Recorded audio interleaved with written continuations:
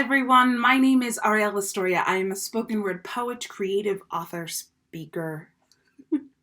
There's a drop down of a lot of different things, but mostly what I do is write words not for the ears, but for the soul. I want people to encounter what I have to say and the words that I have to speak, and not just hear them, but feel them and feel them deeply. I'm going to talk to you today about patience. Now, before you turn the screen off, wait. Sit with me for a moment here. None of us like patience. I don't think any of us really likes the idea of sitting and waiting for a food, sitting and waiting for something amazing to happen in our life, sitting and waiting to graduate, sitting and waiting until we can be adult enough, sitting and waiting for us to get our license, sitting and waiting. Life is all about sitting and waiting, which is exactly what patience is. And yet, we hate the thing. Patience drives us crazy. I remember a few weeks ago I was baking cookies, and in the recipe it said that you should make the mix and then put it in the fridge before you bake them. I was like, I don't want to put it in the fridge for 2 hours. I want to eat my cookies now. You can imagine what happened next. I made the cookies. We put the timer on. Maybe about 5 minutes into the timer, smoke fills my apartment. The alarm goes off. We open all the windows. We start fanning. We open the doors. We take the cookies out. And they're pretty much completely burnt. They're completely burnt. And I was so sad because I really wanted those cookies. I, however, am a person who can turn anything positive, right? So I scraped the top of the cookies that were all the way burnt, and I just put them on top of my ice cream. That was a good option, right?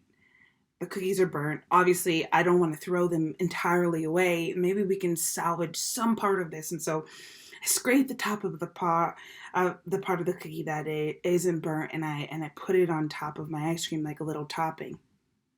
And I think sometimes that is what patience teaches us.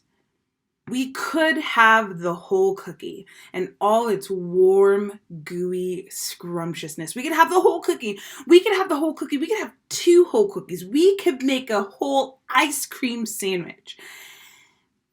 But we don't like the process it takes to get there, right?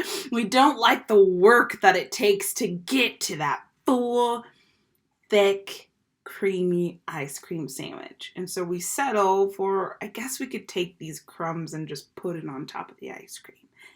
We miss out on an opportunity to enjoy the fullness of an ice cream sandwich. If you catch where I'm going here, I'm not just talking about ice cream sandwiches. I'm not just talking about toppings on top of ice cream. I'm talking about life.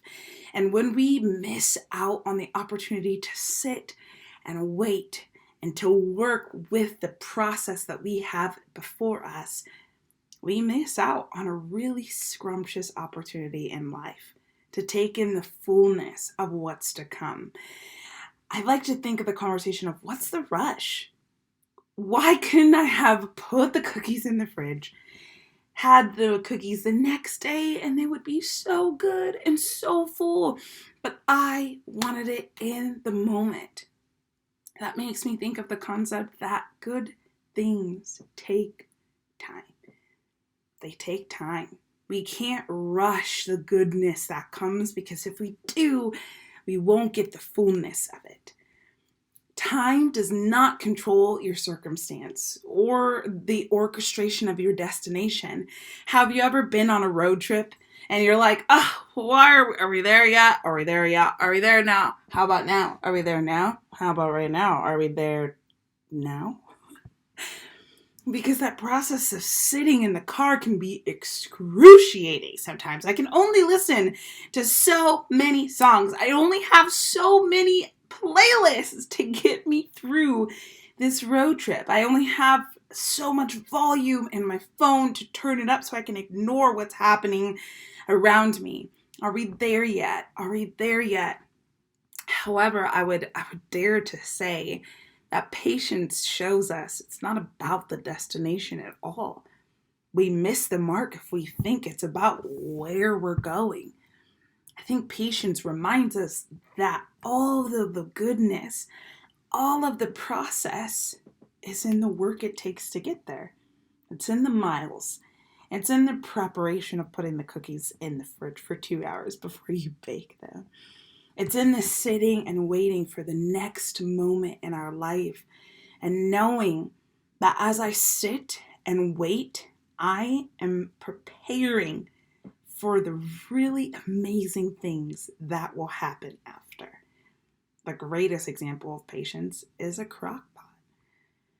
If you've ever made food, or if you've ever had your parent or your caretaker make food for you from in a crock pot, and they say, yeah, this was in here for 8 hours. Like, 8 hours?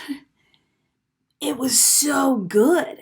It was almost like you could taste the 8 hours it took to make that meal, that food, that piece, right? In the same way, think of how we can build. Think of the life that you could live. Think of the legacy that you could leave on this earth. If you say, oh yeah, that took me 8 years. That took me 5 years.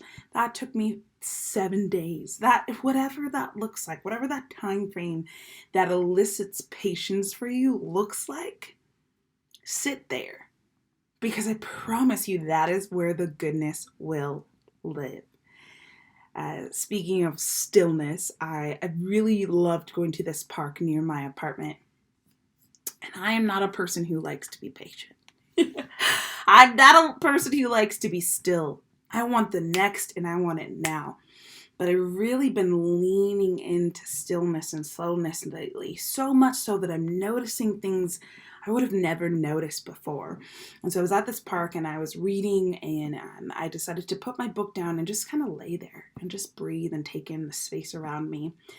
And I noticed that the grass was like moving so ferociously. And I look around and I'm like, there's no wind blowing. Like, why is the grass moving so fast? And then my watch reminds me to breathe, because sometimes I feel like I unintentionally hold my breath. So then I start breathing. And I notice that the trees are moving as I'm breathing. And obviously they're not connected. It was all just in that moment. Those things happened to be happening at the same time. But at the same time, it felt like it was for me. And so as I sat there, I reflected and I wrote this poem. There's only a slight amount of wind blowing, not even enough fully for the trees to shake or for the leaves to shift out of place. But if you pay close attention, you will watch the grass sway furiously, their hair blowing with every soft breeze, affected by the subtle whisper as it shakes each blade's existence.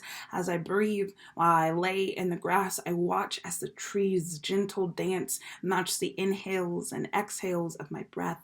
I do not have enough power to move them, these trees, I think to myself, tracing their roots buried deep into the earth, but I do have enough power to match the movement, like I too am part of this piece, this ebb and flow of watching blades of grass move with the trees, this connection of breath and movement, like the whole earth breathes with me. I'm part of this, I think to myself, as the brush of the wind kisses my arms, as the blades of grass dance wildly, as the leaves move with the breeze. I am part of this too, I whisper, as the blades of grass, single leaves, sing to me, yes, you are. What if instead we said patience? Because that word often gives us a cringy moment. What if we said, I am sitting and waiting for something extraordinary to happen? And I don't know how much time that's going to take, but I know that when I get there, it will be something that is specifically made for me. It will be something so scrumptious and beautiful and delicious, like a thick ice cream sandwich. As you sit in this space and you're like, man, I hate waiting. Me too. I understand. But it is in the waiting that beautiful, magical things explode right in front of us.